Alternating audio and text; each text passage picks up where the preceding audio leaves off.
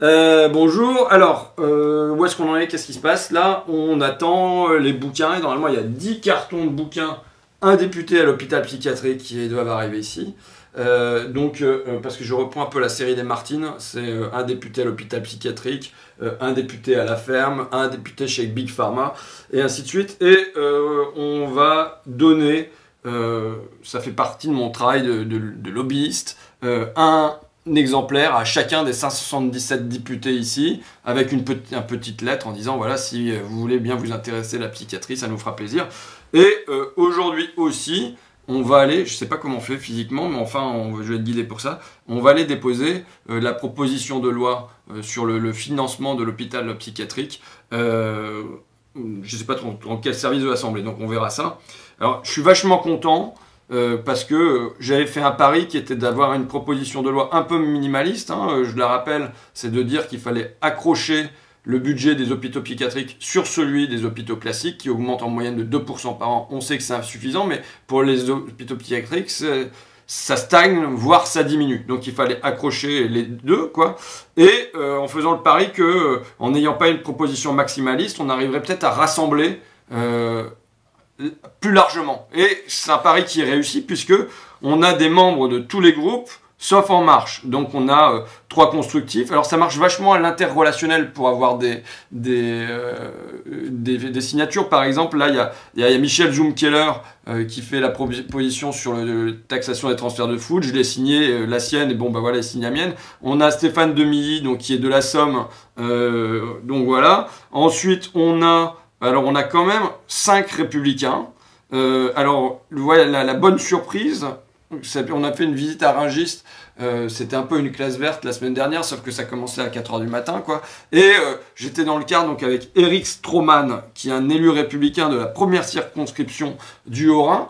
Et bon, moi je faisais mon VRP avec ma proposition de loi, je la ramenais et tout ça, et il n'a pas arrêté de se foutre de ma tronche, vraiment il me prenait pour un con, et je me disais bon bah d'accord, laisse tomber, c'est mort et tout ça, et en fait, le soir même, on avait la signature de Éric Stroman qui arrivait dans notre boîte mail. Alors on a aussi Olivier Dassault par exemple, mais Damien Abad, Philippe Gosselin, Pierre Vatin, qui vient de me prévenir sur le trottoir, je lui ai demandé de m'envoyer un mail pour confirmation, pour qu'il n'y ait pas des retraits.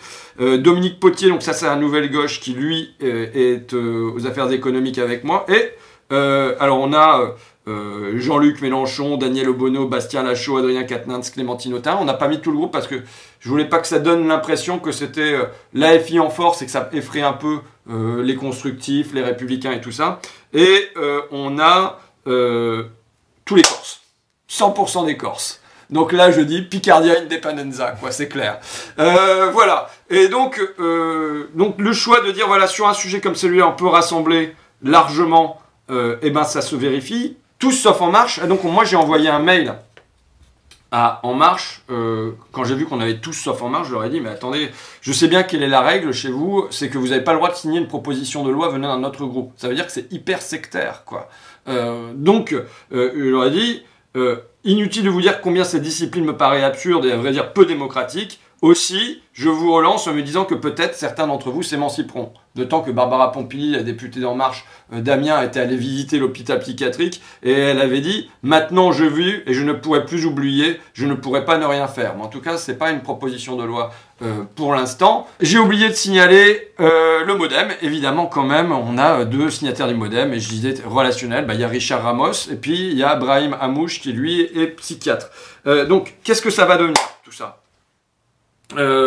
Évidemment, ma proposition de loi, elle va pas passer en l'état, mais peut-être que ça vaut mieux aussi, parce qu'il y a peut-être moyen de faire mieux, beaucoup mieux, d'avoir un vrai projet. Donc maintenant, il faut qu'il y ait une pression qui soit maintenue, mais il faut absolument qu'on trouve des gens de En Marche pour travailler avec les autres. Parce que s'il n'y a pas la majorité, ils sont quand même 300. Bon, alors, moi j'ai une autre question, c'est sur... dans quelle mesure c'est pas anticonstitutionnel ce fonctionnement où ils n'ont pas le droit de signer une proposition venant d'un autre groupe, quoi. Ça s'appelle le mandat impératif et normalement le mandat impératif il est interdit, il me paraît, c'est Mathilde qui m'a sorti ça, dans la Constitution. Donc voilà, là on a un verrou, Il y a des gars qui me font, on les a là, hein, des gens d'En Marche qui me font le signe qu'ils ont les boules, ils les ont là parce que. Et puis il y en a d'autres qui m'ont montré leur poignet comme ça, parce que pour me dire, on a les menottes quoi. Donc il faut qu'ils se libèrent quoi. Mais ils sont quand même 300. Et donc, c'est évident que c'est chez les 300 qu'il faut trouver des gens qui veulent bien porter quand même aussi les dossiers quand on démontre comme ça qu'ils peuvent être transpartisans.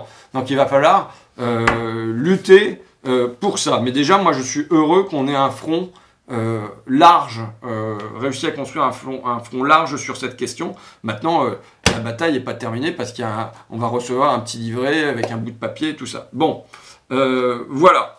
Alors, ensuite, donc ça, je vais aller déposer la proposition de loi. Le reste de ma journée, pour vous décrire un peu.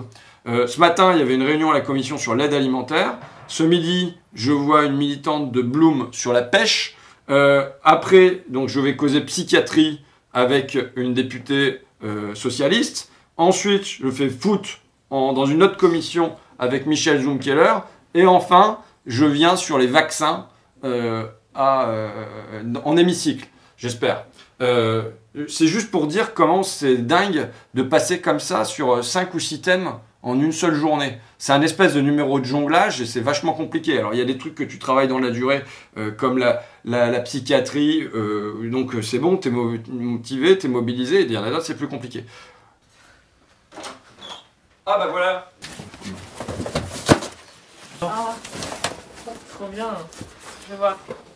Toujours un beau moment, le moment où on ouvre le carton pour savoir à quoi ressemble le bouquin qu'on s'est fait suer à écrire. Et à faire d'autres trucs. Pour moi, ouais. Et à faire la mise en page pour d'autres, à faire la connexion, les appels aux libraires, enfin bon, je trouve qu'il est plutôt pas mal. Donc voilà, ça c'est le petit bouquin que je vais mettre avec une lettre que j'ai rédigée aussi, je sais pas où est-ce qu'elle est, bon, on l'a pas. J'ai écrit 3 lignes en disant voilà, peut-être que ça vous donnera envie d'aller visiter votre hôpital psychiatrique pour les 577 députés, peut-être que ça vous donnera envie de vous impliquer dans ce dossier, peut-être que ça vous donnera envie d'alerter le ministère de la Santé à votre tour, enfin voilà. Alors j'ai mis en exergue cette citation que j'aime bien. Charles Julier Lambeau, lisez ça.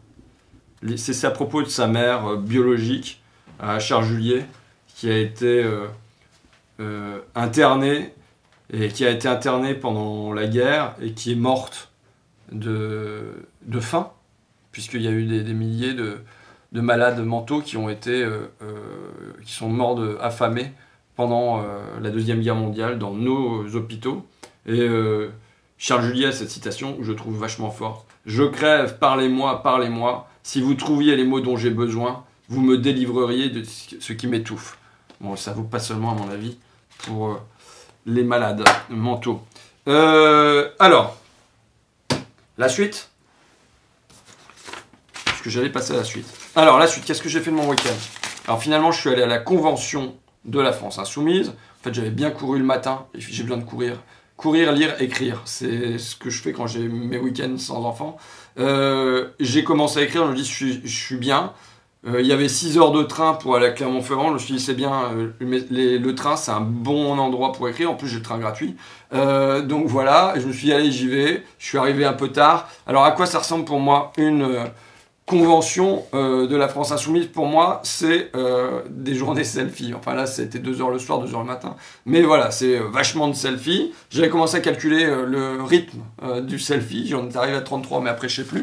Mais bon, voilà, si c'est un moyen de donner un peu de bonheur, de fierté, et puis tout ça aux gens, pourquoi pas. Et puis, c'est aussi être un cahier de doléances sur pattes. J'ai reçu donc des tas de tracts, de messages, de lanceurs d'alerte, par exemple celui qui avait éclairé sur ArcelorMittal, qui aujourd'hui est en grande difficulté à l'hôpital et puis qui va peut-être se retrouver sans toit. Là, c'est une victoire pour les gens du RESF de Clermont-Ferrand qui ont réussi à faire que les migrants soient hébergés pour le temps de l'hiver. J'ai le groupe d'action France Insoumise de Kinshasa en République démocratique du Congo. J'ai la Kanaki. J'ai un projet, un document de travail pour la diversité linguistique en France et dans le monde. Enfin, j'ai un tas de papiers comme ça. On me remet des t-shirts aussi. J'ai gagné des t-shirts qui sont dans l'armoire, si tu veux me les filer. Alors, qu'est-ce que j'ai comme t-shirt? Qu'est-ce que j'ai gagné comme t-shirt? Celui-là, peut-être le deuxième, il est là. J'ai dormi avec. J'ai dormi avec un t-shirt contre les OGM et celui-là, c'est syndicaliste insoumis. Voilà. Alors, ça permet aussi évidemment, c'est le moment où on croise des copains. Donc, j'ai vu le film de Gilles Perret, L'Insoumis, qui est très touchant. Et puis, j'ai vu Christophe Bex, notre préfet toulousain, qui est un modèle du genre, et sa compagne. Donc, c'est bon, c'est pour la pêche. Alors, je recommence sur les copains. Bon, non. Sa compagne Annie qui m'a dit « Oh là là, on a vu ta dernière vidéo, ça donnait pas le moral. » Vous savez, sur les 3 défis de la France Insoumise, sur les difficultés qu'on allait avoir au pouvoir et puis tout ça. Eh ben, moi, c'est dommage parce que moi, si j'ai fait cette vidéo, c'est au contraire parce que j'ai le moral. Parce que aujourd'hui, ça devient possible qu'on prenne le pouvoir et qu'on l'exerce.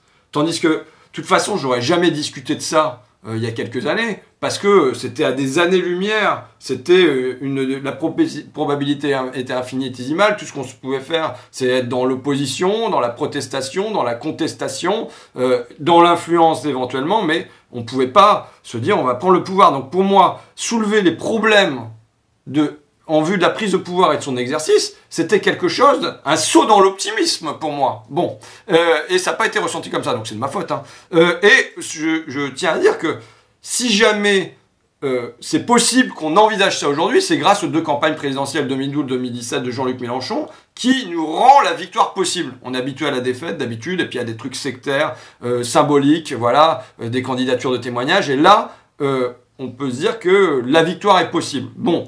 Et donc du coup, c'est pour ça que je prends au sérieux les obstacles qu'on a devant nous. Bon, alors, quel est l'horizon? J'ai dit, là on n'est pas prêt pour aujourd'hui, mais ça veut dire que tous les jours on s'y prépare. Tous les jours on avance, on progresse, et c'est bien ça qu'il faut faire pour être prêt, sinon demain, du moins après-demain. Quel est l'horizon qu'on se donne? Eh ben, là le temps du combat, je dirais, il est terminé. On a perdu la présidentielle, Macron a gagné, c'est un fait. La loi travail, elle est passée. Bon, bah, ça veut dire que ça nous ouvre un horizon pour travailler dans la durée sur les prochaines années, pour monter en responsabilité. Et vous savez, même, ça y est, je vais faire Nostradamus. Ça m'arrive pas souvent de faire des prophéties, mais je vais faire une prophétie. Quand je suis en réunion, qui a à la fois les députés et les collaborateurs de groupe, je regarde les attachés et je me dis, ce sont eux qui vont gouverner. Et je prends les paris, ouais, mais je déconne pas. Je prends les paris que dans 10 ans, dans 15 ans, peut-être, mais ce sont les gens qui sont aujourd'hui attachés parlementaires et qui, voilà, qui ont 23, 24, 25 ans, qui est donc, je peux parler de Clémence, de Pierre, tu vois, toi t'as quel âge Sylvain? 27. 27 ans, bon bah voilà, t'as Arnaud, dont j'ai déjà parlé, qui nous fait les amendements, Clémence, c'est elle qui tient le groupe, elle est pas là, je sais pas, à mon avis tout se casse la gueule, et ce sont des gens super jeunes, et je pense que là, il y a quelque chose qui est hyper positif.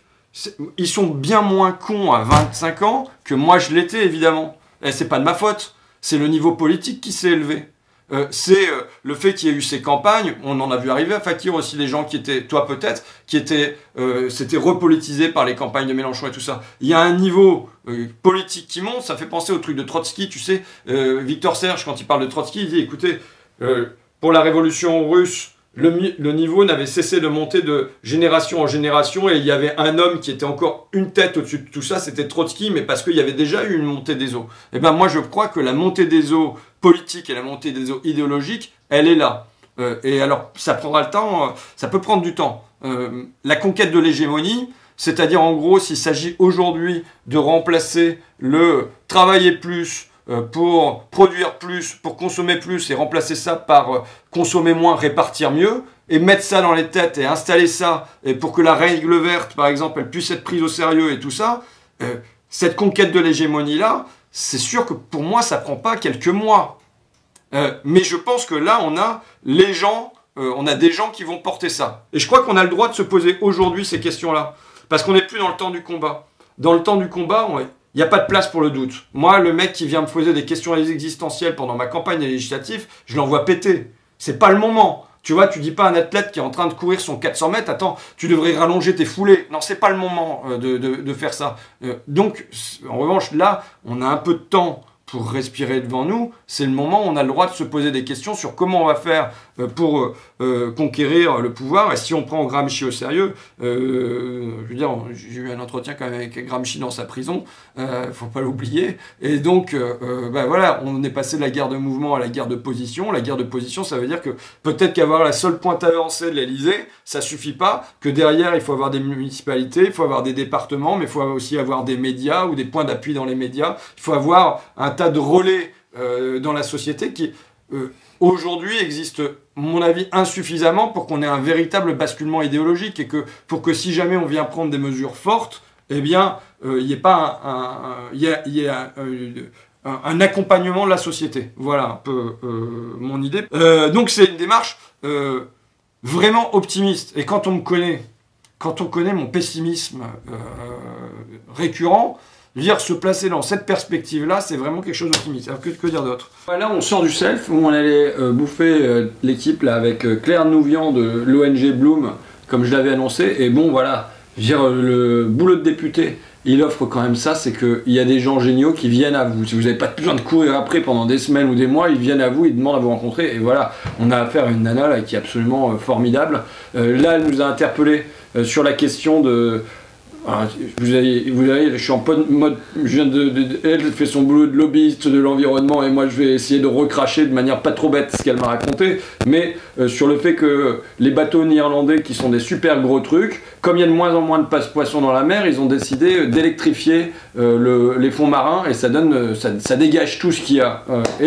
Là, l'Union Européenne, donc normalement ils ont le droit d'électrifier 5%, enfin de faire ça avec 5% de leurs bateaux, et puis finalement ils le font avec 28% de leurs bateaux. Et là, en gros, l'Union Européenne, alors que c'était déterminé que ça soit seulement pour un bout de la mer du Nord, elle l'envisage de l'étendre. Et il y a surtout il y a aussi, donc là on est au croisement du rouge et du vert, parce que sur le plan écologique c'est absolument catastrophique au profit de seulement quelques gros industriels de la pêche, et sur le plan social aussi, parce qu'il y a les fileyeurs du nord de la France, Boulogne-sur-Mer, Dunkerque et tout ça, qui sont remontés contre ça parce qu'ils vont se faire complètement écraser, piller tout ce qui reste, le peu qui reste comme poisson. Donc voilà, donc on va étudier bien sûr davantage le dossier, mais on a rencontré quelqu'un d'absolument passionnant sur ce thème-là, mais passionnant aussi quand elle aborde le thème des riches, quand elle aborde le thème de l'éducation et tout ça. Donc il y a des moments où c'est génial d'être ici quand même, voilà.